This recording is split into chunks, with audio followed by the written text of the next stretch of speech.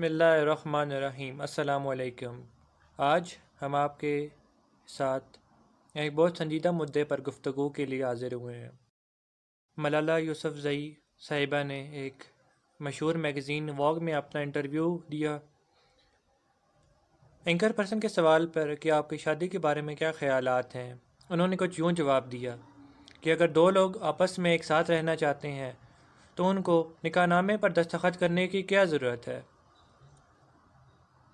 وہ ایک پارٹنرشپ کے ذریعے بھی تو ساتھ رہ سکتے ہیں۔ بیان امت مسلمہ کے سینوں پر ایک پتھر کی طرح لگا،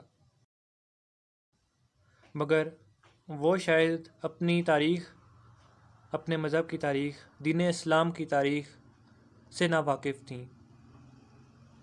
وہ اس چیز کو پس پردہ رکھ کر وہ اس تعلیم کی نمائندگی کرتی رہیں جو انہوں نے 2-4 سال میں آکسفورڈ یونیورسٹی میں حاصل کی، اور یقینی طور پر یہ گند آکسفورڈ یونیورسٹی کی طرف سے ان کے دماغ میں بھرا گیا، اور انہی کی طرف سے ایک لانچ کی گئی اینٹی اسلام مہم میں یہ ایک کٹ پتلی کے طور پر استعمال ہوئیں۔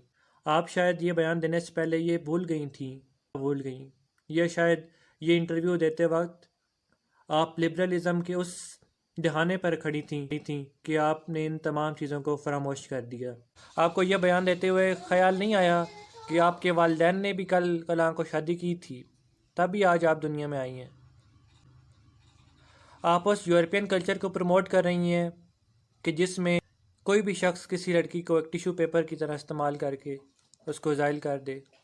علامہ محمد اقبال رحمۃ اللہ علیہ نے شاید اسی سوچ کے تحت یہ اشعار کہے تھے: تعلیم کے تیزاب میں ڈال اس کی خودی کو، ہو جائے ملائم تو جدھر چاہے اسے پھیر، تاثیر میں اکسیر سے بڑھ کر ہے یہ تیزاب، سونے کا ہمالیہ ہو تو مٹی کا ہے ایک ڈھیر۔ آپ آکسفورڈ یونیورسٹی کی 4 جماعتیں پڑھ کر اپنی شریعت کو، اپنے اسلام کے پیغام کو بھول گئی ہیں۔ اسلام میں اگر کوئی شخص کسی عورت کی کمپنی میں رہنا چاہتا ہے، ان کی اسمائل دیکھنا چاہتا ہے، ان سے باتیں کرنے کا خواہاں ہے، دین مقدس اسلام نے کچھ قوانین طے کیے ہیں کہ وہ 2 گواہان کے روبرو اقرار کرے اور اس عورت کو اپنی زوجیت میں قبول کرے اور اپنی وراثت میں اسے حصے دار بنائے اور ایک حلف نامے پر دستخط کرے تو وہ عورت اس کے لیے حلال ہے۔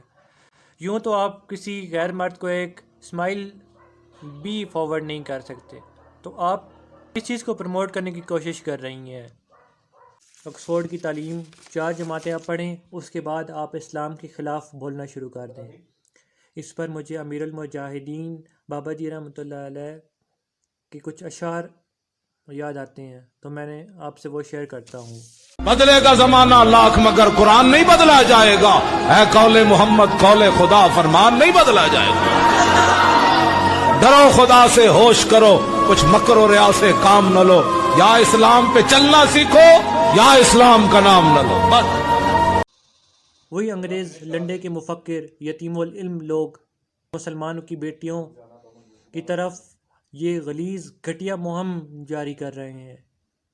یہ ہمارے اسلام کی تعلیمات نہیں ہیں، یہ اصل میں دہشت گردی ہے، اینٹی اسلام کانٹینٹ ہے، یہ فریڈم آف سپیچ نہیں ہے۔ فریڈم آف سپیچ یہ ہے کہ اب ہوا میں بات کریں، اور جب وہ بات ہمارے منہ پہ آ کے چماٹوں کی طرح لگے گی تو وہ فریڈم آف سپیچ نہیں ہے، یہ اینٹی اسلام کانٹینٹ ہے۔ ہم اس چیز کو بالکل بھی پروموٹ نہیں کرتے۔ آپ اس اسلام کی مخالفت کر رہی ہیں جس نے آپ کی عزت، آپ کی جانوں کو محفوظ کیا۔ آپ وہ شاید عرب کا دستور بھول چکی ہیں کہ جب بیٹیوں کو پیدا ہوتے ساتھ ہی دفن کیا جاتا تھا۔ یہ شریعت محمدی ہے جس کے تحت آپ کو اتنا مرتبہ، اتنا وقار ملا، اور اسی دین کی آپ یوں جڑیں کاٹنے پہ تل گئی ہیں، تو یہ چیز ہم کبھی بھی برداشت نہیں کریں گے۔ یہ چیز ذہن نشین ہو جانی چاہیے۔ ہمارے ہاں بھی کچھ ایسے لبرل لوگ ہیں، ایسے بے غیرت قسم کے لوگ ہیں جو کہ اس قسم کی فحاشی کو پروموٹ کر رہے ہیں، اور وہ یقیناً اس بیان میں اس بی بی کے ساتھ ہوں گے، یقیناً، مگر ہم اس کی پرزور مذمت کرتے ہیں۔ دین مقدس اسلام نے تو عورت کو کیا کیا عزتیں بخشی ہیں۔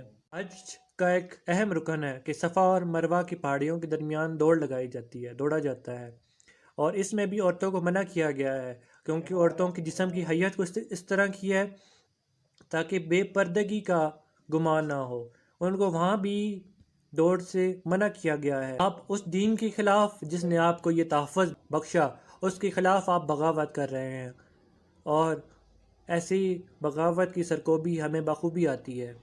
آخر میں تمام امت مسلمہ کی بیٹیوں کو، میری بہنوں کو میرا پیغام ہے کہ ایسی خواتین سے بچ کر رہیں۔ یہ فتنہ ہے، شیطان کا روپ، اپنے ایمانوں کی حفاظت کریں۔ آپ کو اسلام نے جس عزت سے نوازا ہے، کسی دین میں عورتوں کو اس عزت سے نہیں نوازا گیا۔ بیٹیوں، بہنوں میری، آپ یہ ذہن نشین رکھیں کہ آپ کا شوہر، آپ کے والدین، آپ کے بھائی کے بعد وہ ہے جو آپ کی عزت کی حفاظت کرے گا، دوسروں کی بد نگاہی، غلیظ نظروں سے آپ کی حفاظت کرے گا۔ آپ بالکل بھی اس یورپ کے کلچر کو اپنانے کی کوشش نہ کریں۔